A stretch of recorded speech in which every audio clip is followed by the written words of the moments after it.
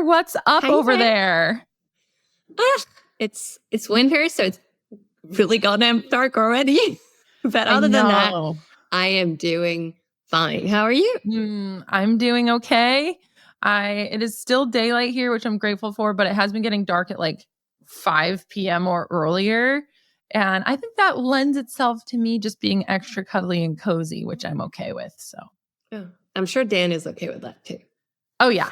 Yeah. It's like candles, blankets, lots of nice, cozy things going on. So I feel good about the winter. Yes.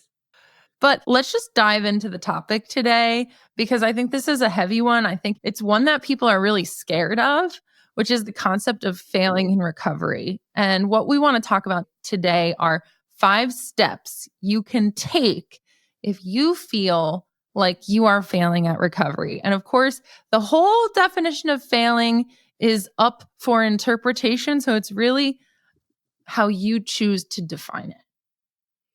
I mean, the only thing that I want to really insist upon before we dive into the 5 steps is that setbacks are an absolutely normal part of recovery, right?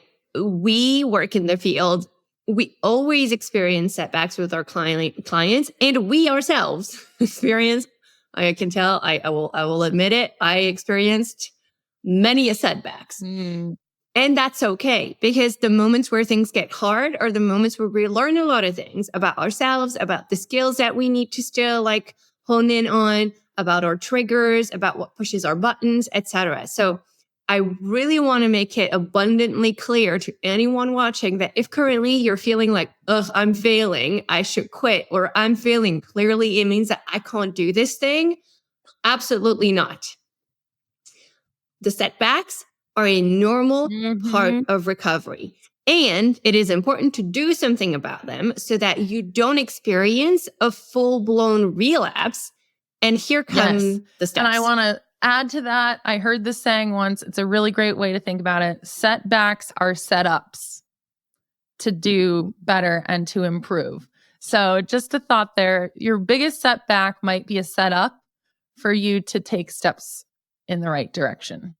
So with that, number 1, the first tip we have is be radically honest with yourself. Okay, so get the truth, right? Write it down. What has changed? What behaviors are sneaking back in? Which thoughts are coming back? You know, are you doing any sabotaging type behaviors that are coming in? As hard as it is to admit that things are slipping, it's important to get clear on exactly how things are changing. And sometimes it's hard to see that and name it because we don't want to admit to ourselves that it's happening. But the sooner you can admit to yourself and be honest that things are not moving forward anymore, the easier it is to get your footing and prevent yourself from that full-blown maybe spiral backwards and move forward instead. Absolutely. Agree. And then step 2 that comes right after getting very clear on what has changed, what is happening or not happening anymore, is what else is going on, right? Try to gather some extra data here about what might have contributed to those behaviors creeping back in or those thoughts getting louder again. Have you experienced a particular trigger? Has something shifted in your environment? Has something shifted at work, at home, at school?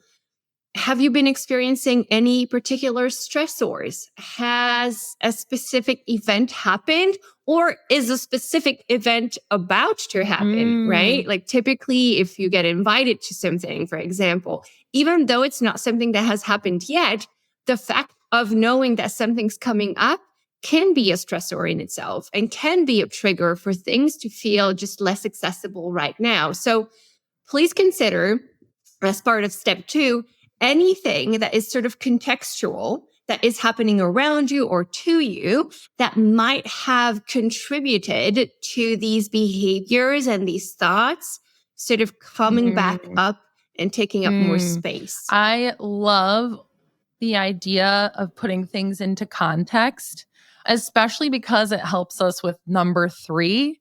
Tip number 3 is practicing self-compassion. So it's very easy to look at these setbacks and start judging ourselves, blaming ourselves, shaming ourselves about what's going on. But when you can bring self-compassion and look at the context through a lens of compassion, it's much easier to navigate yourself forward. Like when you are blaming yourself, shaming yourself, you're shutting yourself down essentially to trying again or getting back up on the horse. Where what self-compassion does is it leaves you open to that gentle energy that can give you the motivation or the confidence or the self-esteem to keep moving forward. So self-compassion actually is a very productive choice. It gets you from that energy of, I can't, to, it's okay. I'm going to try again, which I personally love because part of this idea of, quote, failing is being able to learn the lessons so that you can keep moving forward in your recovery. Yep. I couldn't agree more. I mean, quite literally, the whole point of self-compassion isn't to be like too nice to yourself or let yourself off the hook. No, the whole point of self-compassion is to create space for you to learn the lessons that you need to learn and to show up again for yourself, i.e., have more responsibility. Right? It's not about being like too nice, too complacent. It's really about showing up in a responsible way and being your own ally.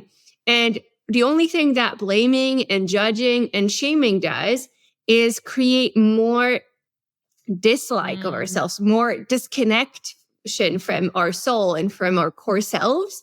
And I mean, let's be real. When we shame and judge and blame, that only sounds like an eating disorder. Right? I mean, to me, anytime I used to like blame or shame myself, I would be like, I sound exactly like my eating disorder. How am I supposed to get to any kind of a better place in life by using the exact same tools as my eating disorder is? Like that just makes fundamentally no sense. So, you know, in case you're just like, oh, I'm not convinced about self-compassion, here's the thing. You've tried, probably, the shaming and blaming and judging. So how about we try this other thing where you still have to show up responsibly for yourself. You don't have to be extra nice in your words. You can just be like, I've got to do it because that's the only way forward. And that's fine. Just give it a try. Give it a try. Absolutely. I love that one. Self-compassion is like a little self-protector in a way. It's like that cushion that you need to stay like safe in situations that maybe you wouldn't have felt so safe in. I think it's such a beautiful skill. So I love that. But step 4 is bring it all of the stuff, especially the data from step 1 and step 2, to your support system, to your treatment team, so that together you can figure a way forward, right? So let's zoom out for a second. You've collected information about what isn't happening, what has changed, what is hard. You've gathered data about what might have contributed to that. By the way, if you're not sure, you're going to explore that with your team a bit more. You've opened the door to shifting things by being a decent human being towards yourself and inviting self-compassion in. Now, bringing that, all of the data to your team is really a way to be like, okay, how can we shift things from now on, right? How can we start redirecting from here so that this setback that you've been experiencing doesn't turn into a full-on relapse? Again, it's not that we're judging the fact that someone might relapse. Relapses can be a part of your recovery, but we know that the further back you roll, the harder it is for you to come back in the forwards direction. So we're just trying to make sure that we're not letting you be too complacent and hold back before you bring this radical honesty and this data to your team. Please know professionals won't judge you. We're there to help you, right? I much prefer a client to tell me like, I've really been struggling with this the week that they're struggling with it, rather than 4 weeks later when it has started to fester, and shift much more, because by then we've got a lot of digging and exploring and catching up to do. And there's probably even more, shame and blame that also has been growing internally. So please bring it to other people. And that includes your support system, right? So sometimes I'm hoping that y'all have, people around you or online circles like the Recovery Collective, where you can find support when things are hard. That can make just the biggest difference. Yes, that is actually our number 5, right? It is recognizing that you can get through this sense of failure or this perceived failure with a little bit more strength if you can do it together with others, right? So embracing community, embracing people who understand what you are going through. So I absolutely love 4 and 5, reaching out to your team, being radically honest with them is extremely important. And turning that into action, right? Because from there, what you're really doing is starting to define this small next step that you can start changing, right? Like, this thing shifted. Here's another way that I could shift that back. Or here's this new skill that I could add to the mix that would actually make that more impactful, etc. So this is really where, quote unquote, the magic happens, right? Where you can start defining the next best step, the next action that you can start shifting. And of course, the reaching out was part of it, but we're really talking about materializing it, like alchemizing it into a mini step forward, and then another mini step forward, and then another mini step forward. And then the setback soon enough isn't a setback anymore. Yes, so important. And I want to remind everyone listening, time to reach out now, right? Time to talk to your team about this now. There is no better time. There is no need to wait. Like Anne-Claire said, the sooner the better, right? With being radically honest with your team, because as a practitioner in this space, we want to have your full honesty and transparency so that there are no blind spots when we work with you, right? It does make a difference. The honesty is key to transforming the trajectory forward, right? So anyway, those are our 5 steps. We're so grateful for all of you here watching. Thank you so much. Let us know which step you want to take today in the comments.